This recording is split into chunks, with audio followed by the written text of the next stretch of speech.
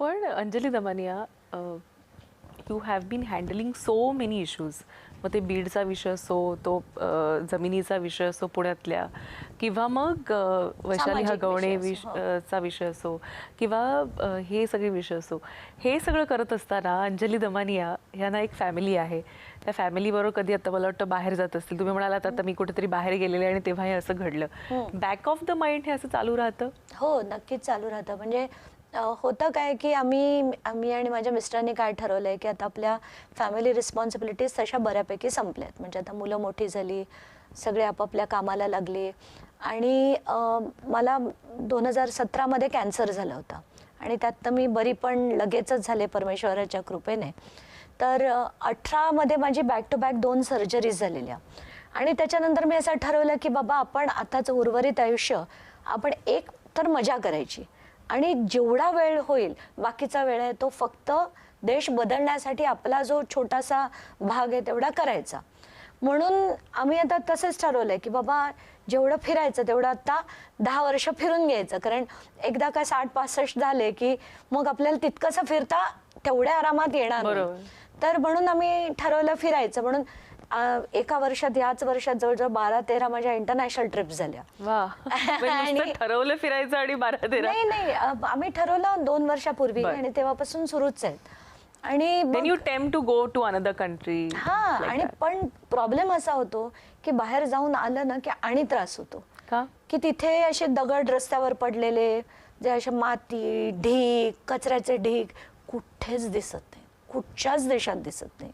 आणि इथे काय रस्त्याच्या मध्ये जरी खड्डा असला तरी आपल्या बायसिकल्स असो, स्कूटर्स असो, आणि आपण बोलत पण नाही. कारण आपल्याला असं वाटतं हा ठीक आहे. हेच जर इतर देशात असतं त्याचे ताबडतोब फोटो काढून जर गव्हर्नमेंटला पाठवले नेक्स्ट मिनिट तो नीट होतो. पण आपल्या इथे अकाउंटेबिलिटीच नाही आहे. ते देश बघून आल्यावर मला आणि राग येतो की आपण एवढा टॅक्सचा पैसा देऊन तिथे ना टॅक्स पेयर हा एक कॉन्सेप्ट आहे की what do the tax payers get, आणि त्याच्यावर डिस्कशन्स होतात. इथे आपले नेते मंडळीच टॅक्स कधी भरत नाहीत. म्हणजे जसं मी गमते ते मी म्हणते ना की मी जेवढा टॅक्स भरला तेव्हा तेवढा भाजपचे 5 टॉप नेते महाराष्ट्राचे पण भरत नसतील. मोजून बघ. म्हणजे माझा चॅलेंज आहे हा की त्यांच्या इलेक्शन ॲफिडेव्हिट वरनं काढा की त्यांनी आता 2024च्या निवडणुका झाल्या, इलेक्शन ॲफिडेव्हिट मधनं 5 टॉप नेत्यांचे टॅक्स काढा आणि ते टोटल करून आम्ही भरलेल्या टॅक्सशी मॅच करा. कारण मी तर ओपनली जाहीरच केलं होतं, ITR दाखवले होते मी की हे आम्ही भरणारा आमचा टॅक्स आहे. पण कॉन्सेप्टच त्यांच्याकडे नाही आहे, त्यामुळे अकाउंटेबिलिटी हा प्रकारच नाही. And that is sad. पण लोकांना त्या याच्यापर्यंत का आत्ताच्या घटकेला आपल्या शाळा, इतकी वाईट परिस्थिती आहे देशातल्या शाळांची, हेल्थ इतकी वाईट परिस्थिती आहे, जे गव्हर्नमेंट हॉस्पिटल्स आहेत त्याची, इन्फ्रास्ट्रक्चर सगळे होपलेस. म्हणजे आणि बाकीचे यंत्रणा, ऑफिसर्स, पोलीस सगळंच म्हटलं तर आपल्या देशाला आता पुढे न्यायचं कसं? जे एवढे चांगली हुशार आहेत ते सगळे देश सोडून निघून जात आहेत. पूर्वी कसं असायचं, मिडल क्लासमधले जायचे, म्हणजे उच्च क्लासमधले लोक बाहेर निघून जायचे. त्याच्यानंतर अपर मिडल क्लास जायला लागले. आता middle class, lower middle class loan घेऊन बाहेर जातात, पण ते बाहेर निघून जातात. तर हा आपण विचार नाही करत की ब्रेन ड्रेन देशाचा किती होतोय आणि कसा देश वर येणार.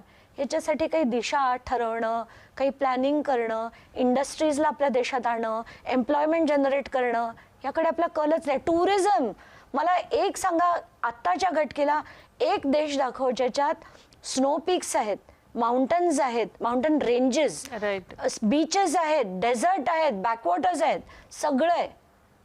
आपल्या महाराष्ट्रात किती फोर्ट्स आहेत, छत्रपतींचे किती फोर्ट्स आहेत. छत्रपतींच्या नावाने त्यांना नुसता हार घालता, त्यांच्या नखाची तरी सर आहे का तुम्हाला कोणाला? खरंच असं वाटतं की एवढे आहेत. हेच जर इतर कुठल्या देशात असे ना, त्याचा केवढा मोठा टुरिस्ट स्पॉट होतो.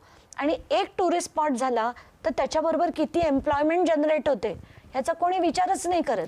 टुरिझम मिनिस्टर महाराष्ट्राचा कोण आहे माहिती आहे तुला? कोण आहे आत्ताच्या कटकेला? नाही, शंभूराज देसाई आहेत. नाही, मला ते माहितीच कल्पना आहे नाही. त्याची. नाही, दॅट्स बिकॉज यू नो, मला नाही माहिती. आणि ते करतायत काय मला नाही माहिती. उलट एवढे 72 देश मी बघून आल्यानंतर, त्यातले किती देश 8-8, 10-10 वेळा केल्यानंतर मला असं वाटतं की मी टुरिझम मध्ये तरी मदत करू शकेन, की आपण एम्प्लॉयमेंट पण क्रिएट आता करू. तुमचे पती सरकारला मदत करतात, त्यांचाही लोकांना त्रास आहे. त्याचाही लोक, आणि तो फुकट करतोय. तो इथेच नाही, तो फिकीमध्ये पण आहे. आणि बरं. त्यांच्या ऑफिसचे 3 जण फिकीमध्ये आहेत. आणि तो ग्लोबल हेड झाल्यामुळे फिकीत गेला आणि म्हणून तो मित्रामध्ये आला. त्याच्यावरही लोक ताणे मारतात की तो ॲब्सोल्युटली ॲडवायझरी कपॅसिटीमध्ये विथ 0 रेम्युनरेशन आहे. आणि त्याच्यासारख्या माणसांनी खरं तर त्यांनी मेन स्ट्रीममध्ये आलं पाहिजे. म्हणजे त्याच्याकडे 5 डिग्रीज आहेत, CA, CS, cost accountancy, CFA आणि BCom. CA inter final ranker आहे तो.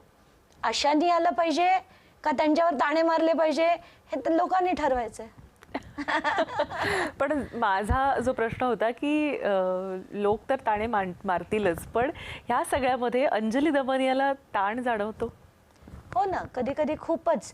म्हणजे मी गमतीत नेहमी म्हणते की मी माझी जेव्हा डायग्नॉस्टिक सेंटर होतं ना, तेव्हा मी कुठेही जेवायला गेले की लोक मला त्यांचे ब्लड रिपोर्ट्स दाखवायचे की अरे बघा शुगर किती आहे, त्याच्यात कोलेस्ट्रॉल किती आहे, मी काय करायला पाहिजे.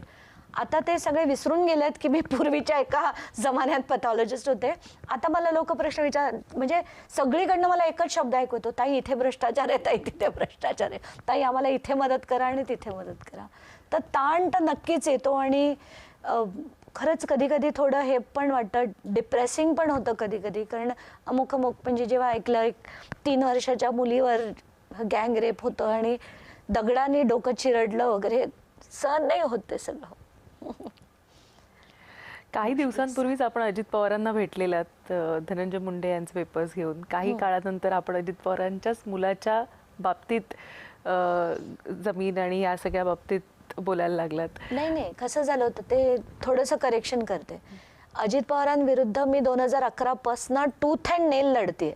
जेव्हा धनंजय मुंडेंचा राजीनामा काही करून होत नव्हता आणि तिकडे ना फुटबॉल चालला होता. फडणवीस म्हणतात अजित पवार घेतील, त्यांच्या पक्षाचे आहेत ते, त्यांचा निर्णय ते घेतील. अजित पवार म्हणायचे फडणवीस मुख्यमंत्री म्हणून घेतील. तर त्यांचा जो फुटबॉल चालला होता तेव्हा मी विचार केला की ते पक्षाध्यक्ष म्हणून आपण एकदा त्यांना जाऊन भेटूया.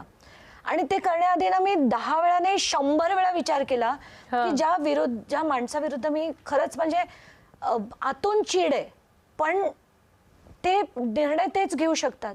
म्हणून मी त्यांच्याकडे ते पेपर घेऊन गेले होते, दाखवले होते. तरी त्यांनी तेव्हा पण काही केलंच नव्हतं, जे आपल्याला माहिती आहे. आणि अशांविरुद्ध खरंच लढायलाच पाहिजे. आणि मी तर लढत राहणार आहे. तुम्ही लढत राहा, कारण लोकांच्या तुमच्याकडून अपेक्षा आहेत. मला असं वाटतं की अंजली दमानियांना जितके व्हॉट्सअप मेसेज आणि कॉल्स येत असतील त्याच्यामध्ये आता जे काही बोलले त्याच्याने थोडी अधिक भर पडेल, कारण आणि अधिक लोक तुम्हाला त्रास देतील. पण मला असं वाटतं हा त्रास तुम्हाला वाटत नसेल. तुम्ही लोकांसाठी एक होप झालेले आहात आणि लोकांचे प्रश्न मांडताय. असेच तुम्ही लोकांचा आवाज म्हणून सतत आमच्या एन्काउंटरमध्ये येत राहा. अगदी आणि खूप आवडेल तुमचीही मला. मतं मांडत राहा. नाही, नक्कीच यायलाही खूप आवडेल.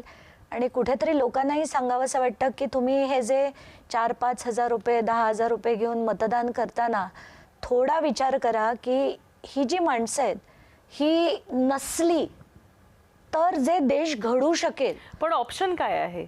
तुम्हाला मी म्हटलं पक्ष काढा, तर तुम्ही पक्ष नाही काढत आणि लोकांना सांगता ह्याला वाईप आउट करा. अरे ऑप्शन काय आहे? मला तर तेच वाटतं की साधी आता तर नगरपालिकेच्या निवडणूक आहेत. लोकप्रतिनिधी म्हणजे काय? लोकांचा प्रतिनिधी. तर ती आपापल्या जागेवरची चांगली लोकांना मोठं करा, त्यांना निवडून तिथे पाठवा आणि हळूहळू आपल्या बेसिक इन्फ्रास्ट्रक्चर तर बदला, मग बाकीचे निर्णय होतील. आणि हे जे अवेकनिंगची गरज आहे ना, लोकांना जागा होण्याची खरंच गरज आहे. ॲटलिस्ट नगरपालिकेच्या निवडणुकांमध्ये पैसे तुम्ही दिलेत, घ्यायचे की नाही ते तुम्ही ठरवा. आमच्यासारखे तर कधी बोट पण लावणार नाही अशा पैशाला. घ्यायचे असतील तर घ्या, पण मतदान तुम्ही योग्य माणसाला करा, नाही तर तुमच्यातल्या कोणाला तरी उभं करा. असंच मी लोकांना आवाहन करेन. याच्या पुढे लढा त्यांनी पण द्यावा. तत्वाला फॅशन बनवण्याची गरज आहे. खरं तर खरं बोलणं, तत्वावर जगणं, आपल्याकडे आहे त्याच्यात समाधान मानणं, या गोष्टी आपण हरवत चाललोय. त्यांना परत आणणं गरजेचं आहे. खरं. खूप खूप धन्यवाद अंजलीताई, तुम्ही आज इथं आलात आणि आमच्याशी इतक्या छान गप्पा मारल्यात त्याबद्दल, एन्काउंटरमध्ये आल्याबद्दल. वेळ झाली एन्काउंटरमध्ये आता इथेच थांबायची, पण तुम्ही कुठेही जाऊ नका, पाहत राहा फक्त जय महाराष्ट्र.